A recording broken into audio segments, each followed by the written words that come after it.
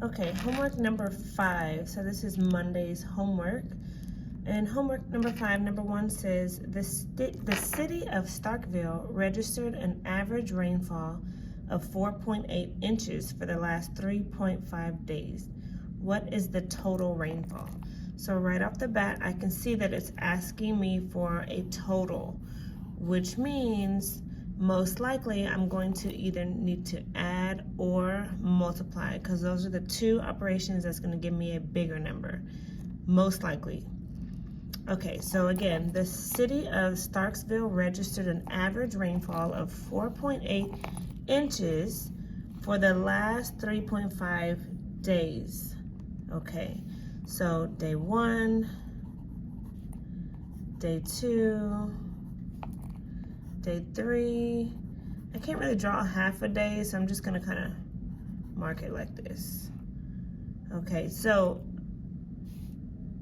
an average rainfall of 4.8 inches each of the 3.5 days for the last 3.5 days. So I'm gonna put 4.8 as my each. This is how I model this.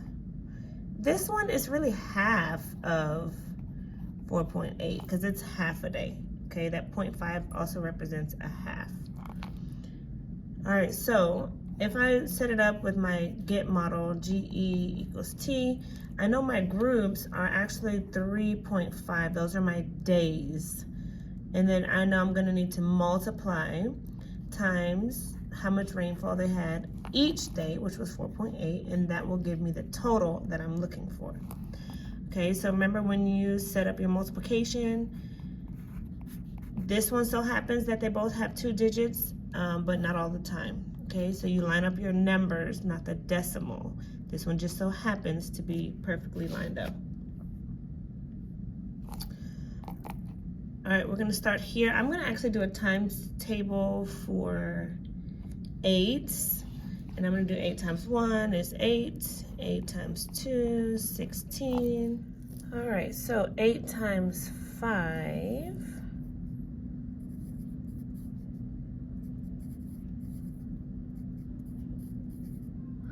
1, 2, 3, 4, 5. 8 times 5 is 40.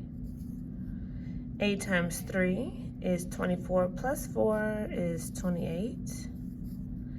All right, we're done with the 8. So we're done with that place value, so we're gonna add a placeholder. 5 times 4 is 20. 4 times 3, 12, plus 2, 14. And we add these here. And we're not done. Don't forget to use your strategy with the decimal. We have 1 number after the decimal here, 1 number after the decimal here, which means we need 2 numbers after the decimal here. And our answer is going to be 16.80. And this is inches. Okay, that is number 1. Number 2, it says the Coopers drank 25.5 fluid ounces of fresh carrot juice every day. How much carrot juice do they drink? How much carrot juice do they drink in 7 days? Okay, so it says they drink 25.5 fluid ounces every day. That means one day they drink 25.5, another day they drink 25.5. So whatever's in each of the groups, that is the each. So I know that 25.5 represents each. How much carrot juice do they drink in 7 days? Okay, so that means my groups is gonna be 7. We're talking about the days, so that's gonna be 7 days times 25 and 5/10, and that's gonna give us a total. All right, we set it up, lining up the numbers.